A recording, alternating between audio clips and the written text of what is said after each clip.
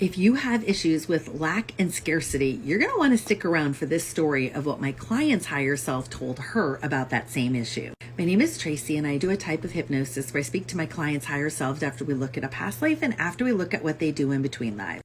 Our beliefs are sneaky, subtle little things, but they create our reality. So doing a belief check is really important if you want to change your life. Because in order to change your life, you have to find and change those beliefs that no longer serve you.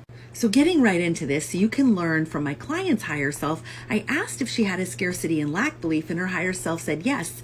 I wanted to know, is she carrying that belief from something that happened in this life? Is it left over from a past life? Is she holding it on a soul level, or is it generational?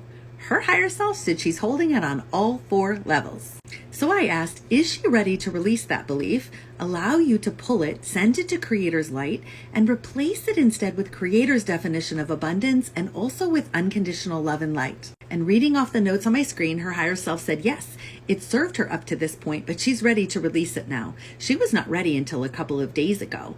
I'm pulling all the fears and doubts related to having money for her. It's a fear of having money. After a pause, her higher self said, I pulled all those fears. I will tell you some.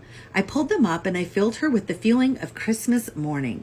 She never really had great Christmases, but she had one, and part of her layers of scarcity is not having those Christmases and being disappointed on Christmas morning. So not believing that Creator can provide for her and deciding she never wanted to feel disappointment again. So it was better to not hope for abundance or believe that abundance was possible. So that feeling was too much for her. She was afraid to feel disappointment. She was afraid to have money because she would mismanage it and lose it and feel disappointed in herself and criticizing herself that might come if she did not manage her money properly. Also fear of responsibility and feeling overwhelmed from having abundance because she was not taught how to handle having abundance in this lifetime.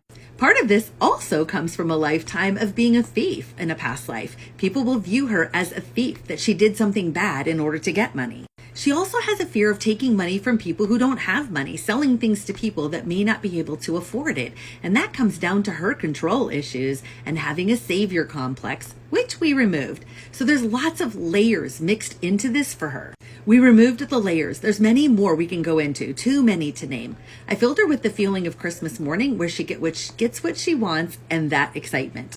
This is an example to show you that you may be holding a belief you don't even know about. It may not be something from this life. It may be left over from a past life. It may be a generational pattern. It may be something you're holding on a soul level. But yet that belief is affecting you and creating your current reality. So to start with, just look at the beliefs you do know that you have and work on healing them.